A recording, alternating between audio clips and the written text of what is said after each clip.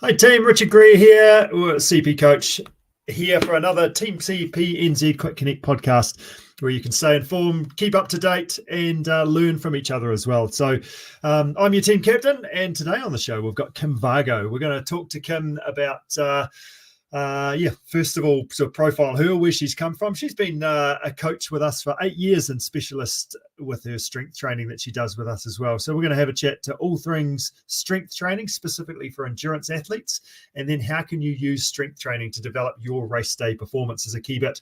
Often it is that thing that we don't prefer to do. We'd much rather go running and biking and kayaking and swimming and all that fun stuff. But it's how can we improve the most with the least possible effort. So hopefully you'll take something out of that chat we have with Kim shortly. But just a bit of an update of stuff going on. We've got our May meters is done and dusted. Hopefully you're recovering from that. It was fun to see people getting out and adventuring in the hills. It's always a good month. We don't have a challenge in June, and often that's just due to the fact that we kind of take a breath for a moment after a massive May, and then we sort of line ourselves up. Our second next challenge that we've got lined up is for July, and really it's around the Tour de France. So Tour de France is coming up. So we've got our Tour de France challenge. So we've got a spreadsheet in our socials. You would have seen a little bit around a percentage of the Tour de France and what can you say, right?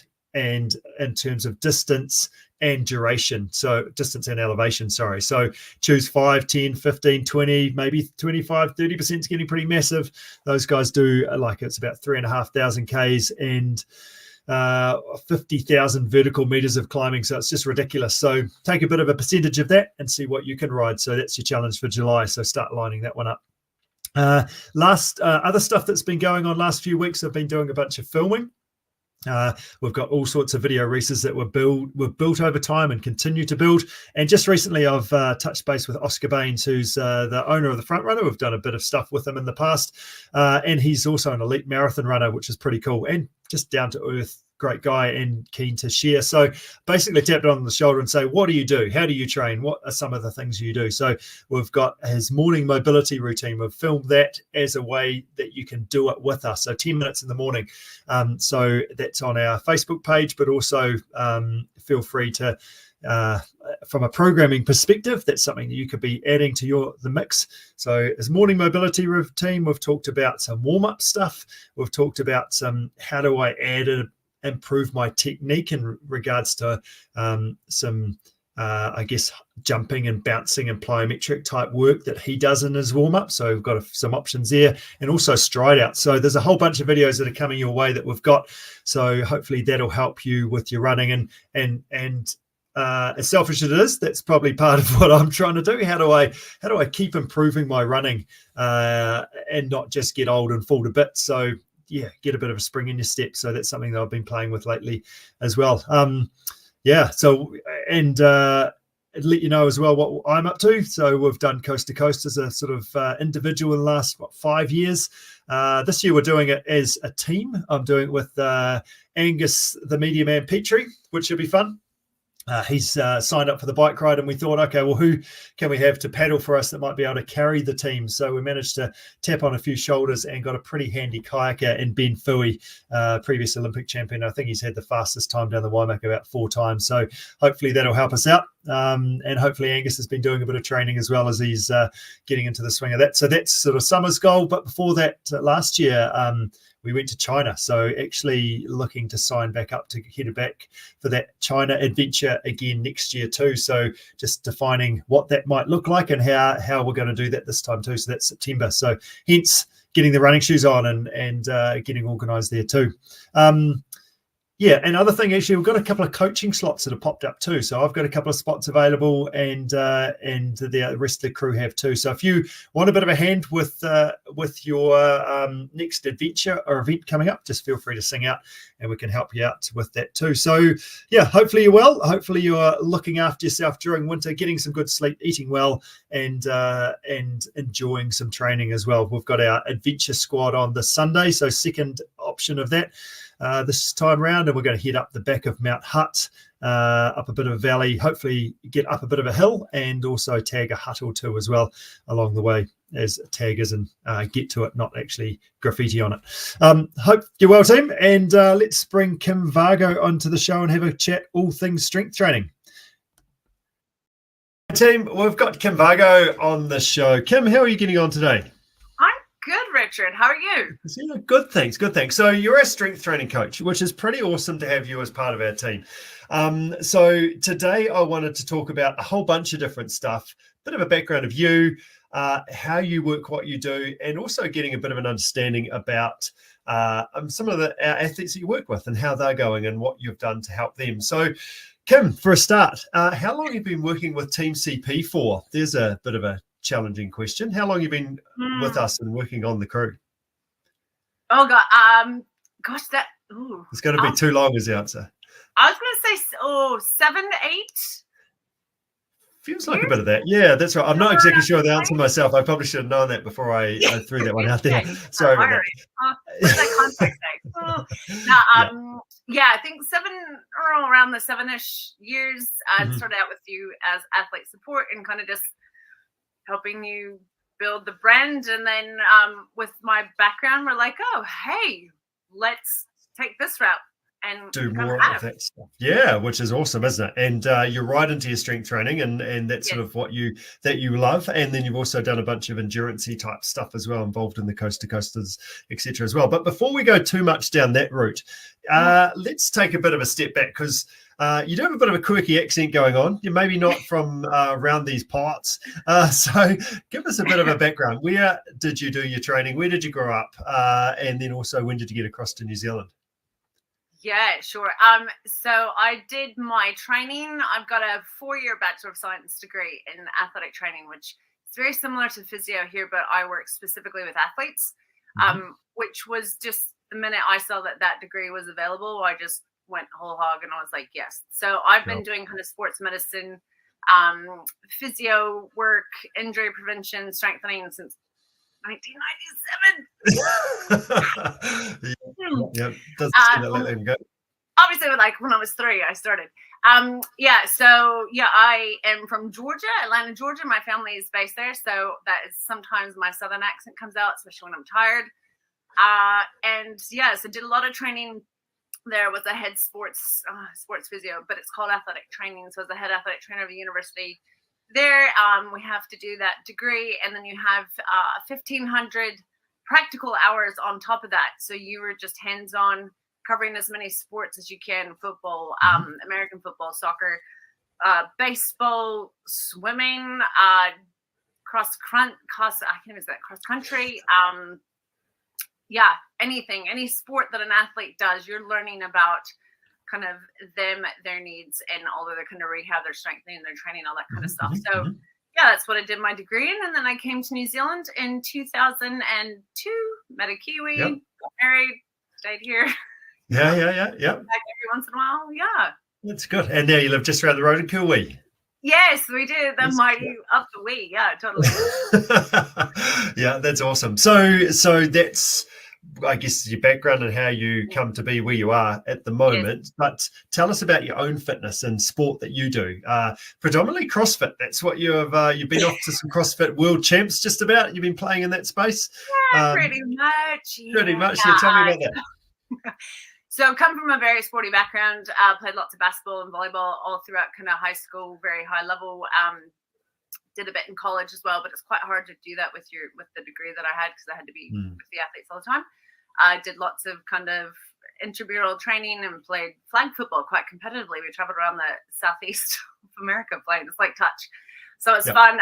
And then I've had gyms my entire life. Well, my entire working life. I had women's only gyms, which is quite an interesting kind of concept, but really cool with the empowering women idea. And then kind of got into CrossFit as just a bit of a change in strength, just with my injury history of having kids and what that kind of does to bodies and lots of kind of damage there. So had to get stronger, and I couldn't run, and that was physically impossible. So I was like, well, let's start this realm. So I went to a gym in Rolleston, and it was run and was owned by the Frank brothers. So Owen and Ben Franks, the rugby guys.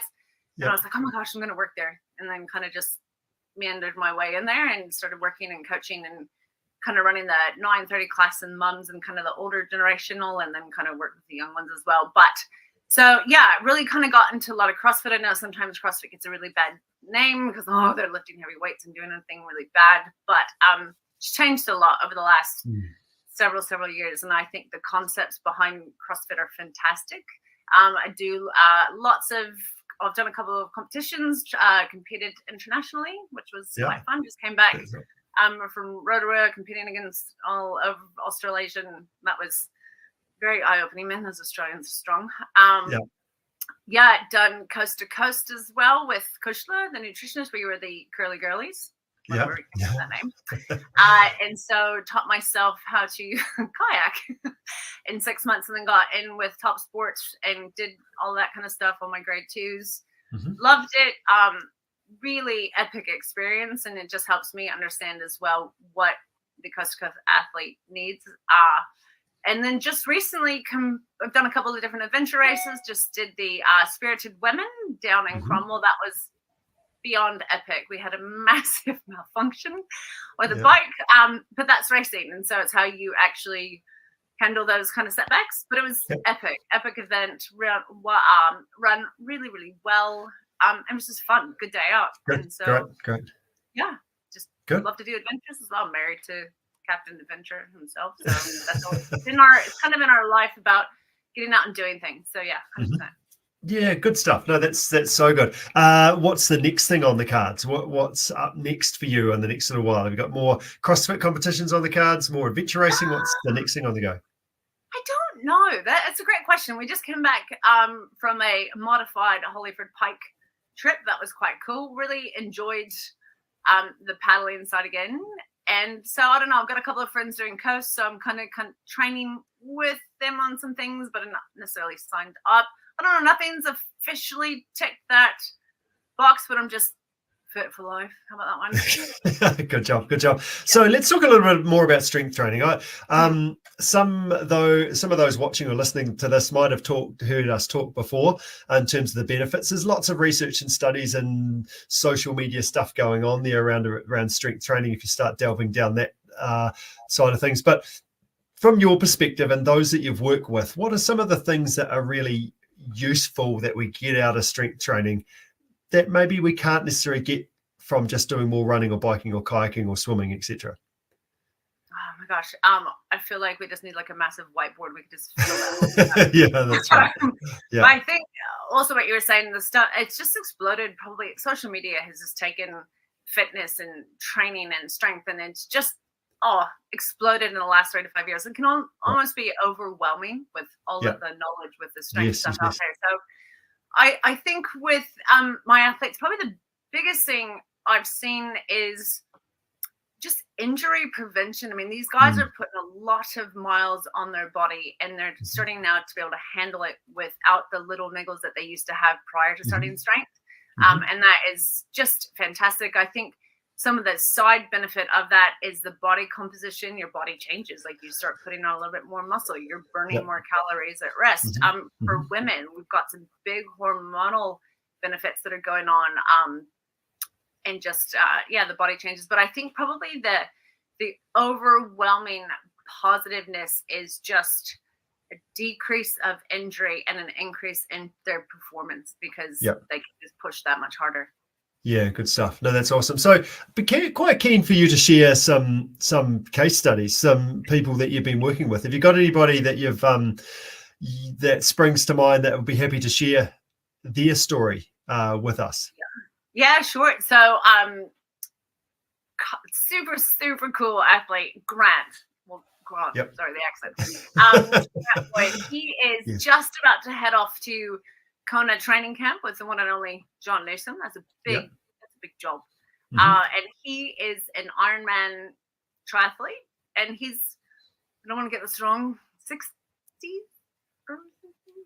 It's got a 6 in front of it anyway, isn't it? That's Okay. right. Grant's been around Team CP for a number of years now. He's now based up in Picton, and sort of around that Blenheim area, and does a lot of his training up there. But used to be with us down here and come to all our group rides and things. Now is group riding on Zwift and hurting us all there. But yeah, Grant has had a bit of an injury history, hasn't he? That's probably one of the key things. So tell us a little bit more about Grant's background there.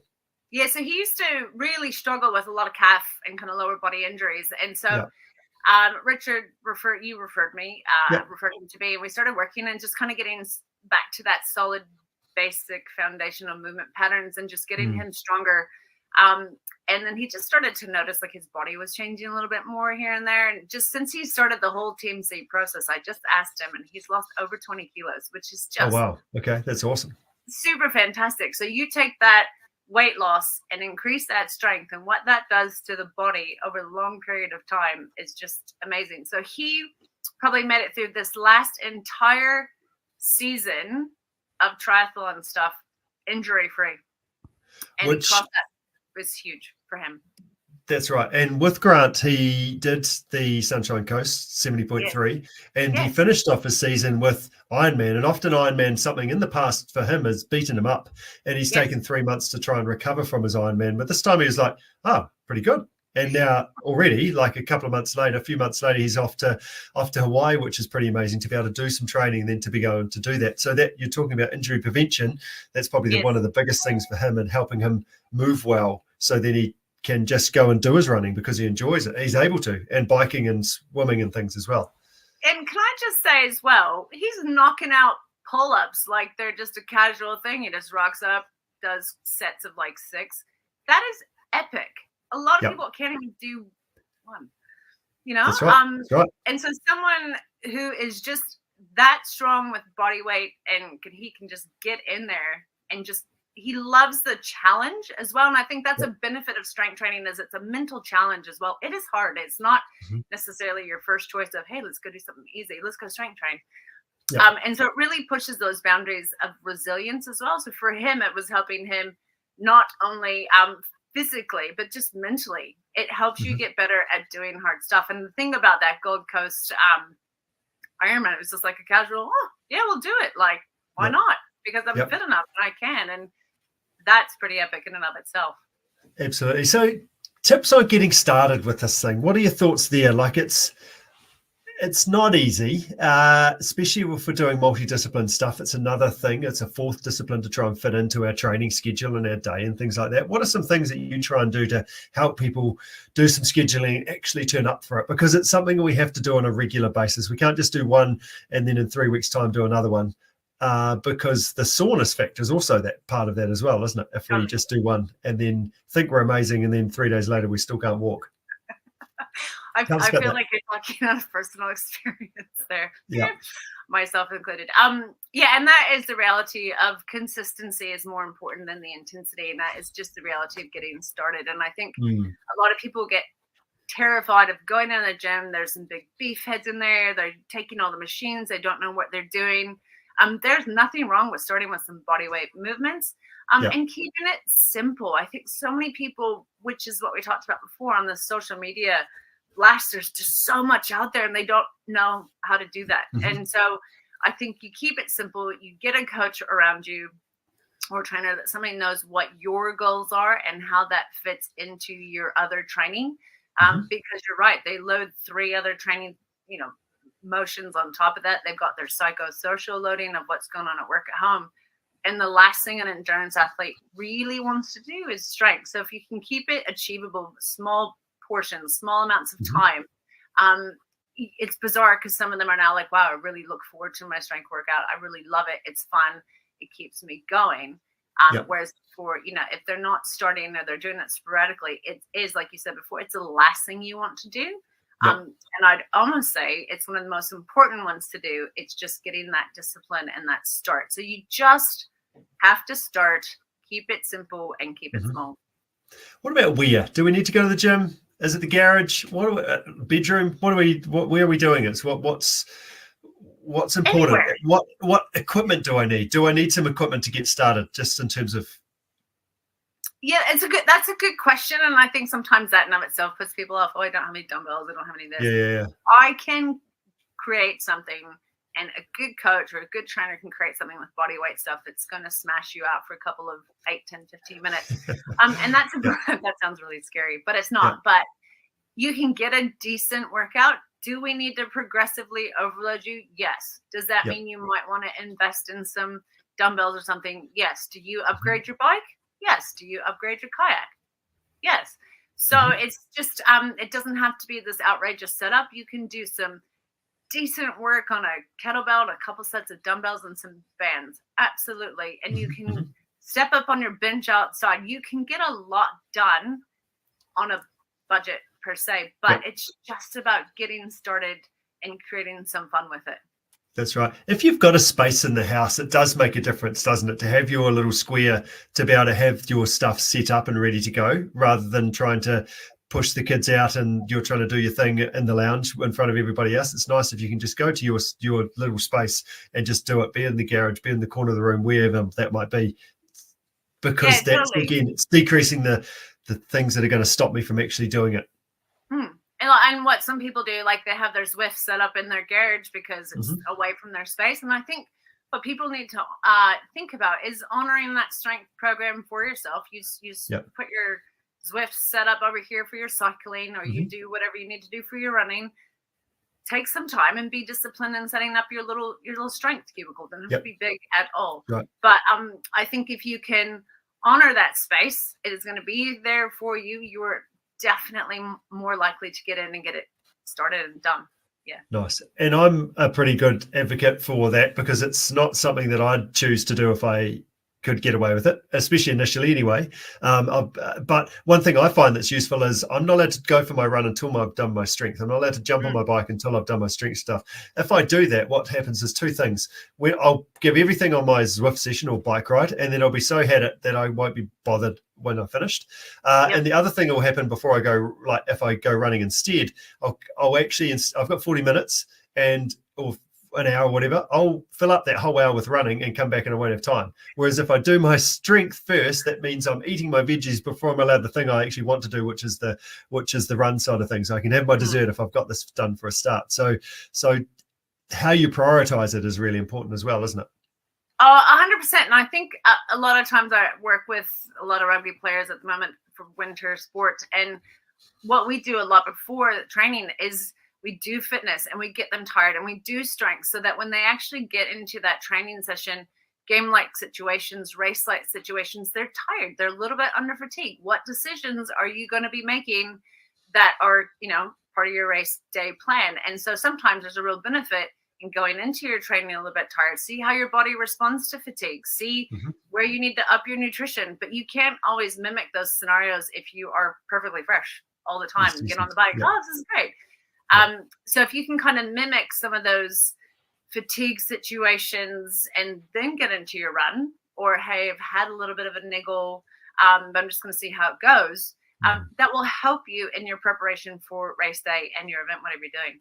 Yeah, that's right. And often what I find, it actually helps activate your muscles, and you might have to take it easy for the first 500 meters or so, but you actually end up moving better because your kind of muscles are turned on as you get going anyway.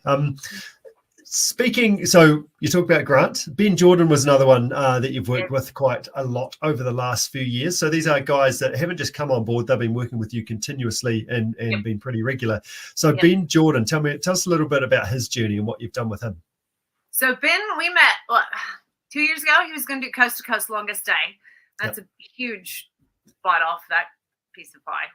Whew. So we just started with strength, and he's like, I need to get strong. He was a decently good athlete and some stuff, but we just wanted to get him strong for the paddle and pretty much every discipline. So we caught up fortnightly. He built a gym in his house, so he had the availability to do that as well. And we just went to town and got strength going across the board of every kind of discipline: cycling, running, kayaking. And he was meticulous about doing it, but he's also very busy with his job. So sometimes he would be out and about and he couldn't do his program. So he would message me, hey, I'm flying to somewhere in the world. Can you adjust my program? there will be something in the hotel. And I love that. I love it when an athlete takes a little bit of initiative. Hey, my original plan is not going to work. I've got a hotel room. It's got some weights. What can you build for me? Boom. So he was still prioritizing his training. And he ended up swapping over to 2-day, which was a great decision actually at that time. And he just smashed it, had a great day out. Like, it was such a positive time for him. Now he's going back into 1 day. And so that's going to be a whole different kind of scenario for him. He's been doing a ton of traveling at the moment, and same conversation. Hey, I'm away. What can you build for me? What can I do? It's very easy to be like, oh, I'm away, I'm not going to do anything. But, you know, he prioritizes that. And I think that is epic. Does he get it always done? No. Is it always there for him? Yes. So I think his discipline, his availability, his willingness to try new things. I throw kind of some new ideas in him. He's like, love it. Give it a go. Yeah, 100%. I love that enthusiasm. And he's always willing to just jump in, give it a go. Yep. Again, his injury level is low and he's just getting stronger. He's done tons of different events and kind of fun things that he wouldn't normally do. And across the board, that strength has just carried him along to have epic adventures, to be fair. Nice. So Ben is, how old's Ben? 30? In the 30s somewhere? 25. No, I would say. Somewhere, we'll call it 25. 30s. But yeah, very busy working guy, but prioritizes. Yeah. Yes, and travels a lot, as you say, and that's one thing that works really well, doesn't it? If somebody reaches out and says this or this or this is happening, that's when we, you as your strength coach, me as a coach, we can do stuff with that. But it's when we don't hear, that's when it gets tricky, and that's where it gets to be able to actually work with those athletes. So I mean, that's part of what you do, isn't it? You've got an app. How does that work? The strength app. Tell us about that. Yeah, sure. So we use Team Builder, which is an app that is specifically for kind of strength and conditioning. So I load a client in there and I build all their programming through that. They have access on their phone, computer, whatever, and they do what has been programmed. But if they can't, or if they need to opt out of something because they don't have any of the equipment, they write me a note. Lots of times they write notes and be like, you were the worst person ever. That was awful. No, just kidding. Or they can tell me, you know, their PREs. So how hard have they worked? How hard was that workout? So PREs are perceived rate of exertion. How hard did they find that? Prior to their entire workout, they're telling me how much they slept, how tired are they, what their stress levels are, so that I can look at that and be like, okay, well, that's why they found this workout either really hard or they went quite light. And so that app allows them to communicate with me, which then allows me, if I have to communicate to you or the other coaches and be like, hey, so-and-so is struggling, or we're just going to dial it down, or we're changing his time domains on his training. So it's a really cool concept for me to be able to track my athletes, and then I can feed the coaches with that kind of concept as well. Yeah, which is it's all about communication. If the communication is good, that thing's going to work well. Grant's in Picton, Ben is in Sydney. How do you make sure they're doing what they actually should be doing in regards to lifting? Because lifting, we want to lift heavy, and the heavier we lift, then the more benefits, depending on the season and what we're trying to achieve, that we're trying to do. So how do you make sure that happens well? So using that app, so I'll plan their lifting program, their conditioning. Sometimes I throw in kind of odd movement patterns for them. And then on that workout, they will tick that they've actually done those movements. And then they can write me a little note with that, or they can be like, hey, this was really easy. I felt a lot stronger on this one. And when they finish, then the little date becomes green. And that's when they've done it. So if I look back, I can look back at their entire plan. And if there's more red, then there's more green, or there's some yellow, they haven't quite finished it. I can look back and see why, what they've done, what they haven't. Oh, hey, I ran out of time, but I did my strength priority on the compound lift. Great. Excellent. Well done. What about actual lift?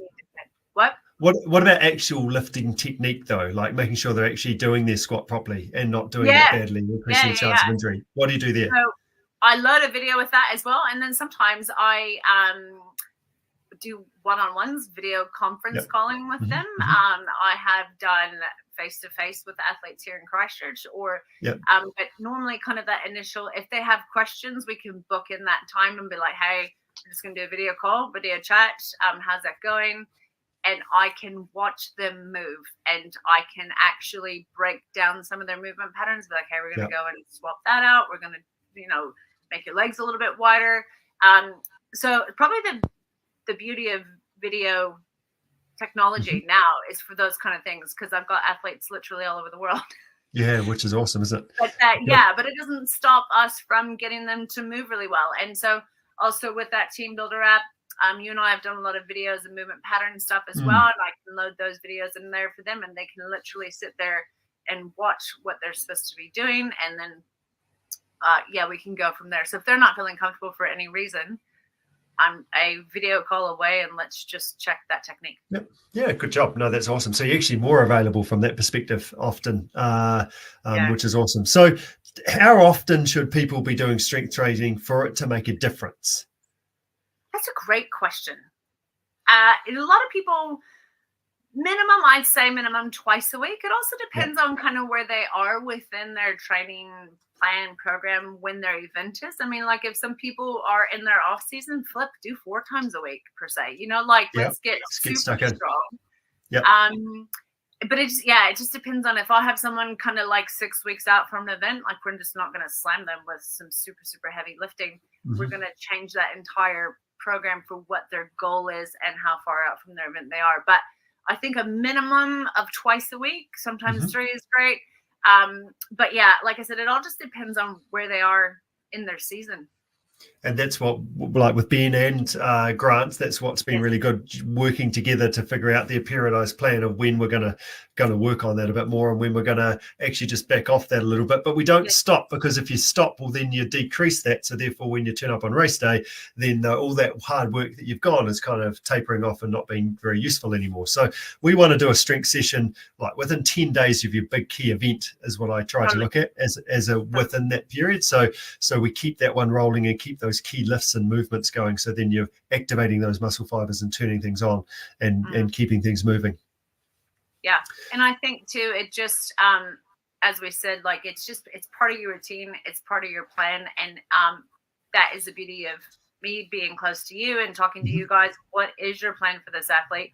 How much can we kind of build up right now for what they need? And then we can change it up. It doesn't have to be, they're injured doesn't mean that we cannot do strength. Strength is achievable across the board. We can just modify movement patterns based on injuries. And I work with physios and I get emails and, hey, do this, do that. We've done that with Grant. He had a little niggle. And so we've been working with his physio, and he's great and he's strong. And we have not changed the concept of strength. We have adapted movement patterns, but he has still been super disciplined in doing the strength work. Because physio exercises, whilst they're great, they're not necessarily full strength work. You know what I mean? They're not heavily loaded. And so they're great additions to work alongside. So I think some people are like, oh, I'm doing my physio exercises. That's great. 100% do them and keep in contact with your physio. But I wouldn't necessarily call that strength work. It's just addition to your strength work. So yeah, 100%. And that's where you come in, is to take that physio stuff and then to build it into a plan. So hey, we've got some weaknesses here, we want to keep building on that, but then let's keep building so we can not go back to have to do that again and go back to that down that physio route. Yes, 100%. And it generally it's worked beautifully for Grant. He's good, he's ready to go. He's amping. I'm amping for him. Yeah, good stuff. Hey, thanks so much for your time, Kim. Love your energy and enthusiasm. If you want to get Kim on board as part of your team to help you out to your event, to make sure that you can stay strong, perform to your potential, and be injury-free so you can have a smile on your face at the start and the finish line, just feel free to reach out. But until next time, thanks heaps, Kim. Man. Good to see you. Good job. Well done. Cheers. Bye. Just like that. Thanks, Kim Vargo. And actually, on that note, I've joined, actually paid for my first gym membership just the other week for the first time in ever. When I was teaching back in the old days, I was had a gym membership, but this is the first time I've actually paid for one, which is pretty fun. So while we've got some football practice from Nate from 6 to 8 p.m. on a Thursday evening, and I drove past the City Fitness gym, which was just around there. I was like, oh, well, actually, maybe instead of sitting in the car doing work, I'll actually go and do some strength stuff. So been lifting some proper weights, and the other side of it is actually trying to be able to still walk afterward as well. So that's been a fun challenge for me. So thanks, Kim. She actually almost fell off the back of her chair when I told her that the other day. Nice one. And actually, I had another question just while we've been chatting to Kim around how do we get involved in this Tour de France challenge. The best way for that is if you jump on our community page, just like in the same way that those did for our Meters for May challenge. Jump on that community page. We'll put the spreadsheet there so you can have a look at what the numbers and things. Your job is to pick your number of what you're going to try and do. Let us know what that is and keep us updated throughout the course of the month. So the Tour de France is 23 days. They ride for 21. We're going to do it all across the course of July. And I think if I remember rightly, July has actually got 31 days. So that gives us a bit of an extra help as well. So look forward to sharing that challenge with you and getting amongst it. But until next time, stay safe, enjoy getting out there, and look after yourself and keep in touch. Cheers, team.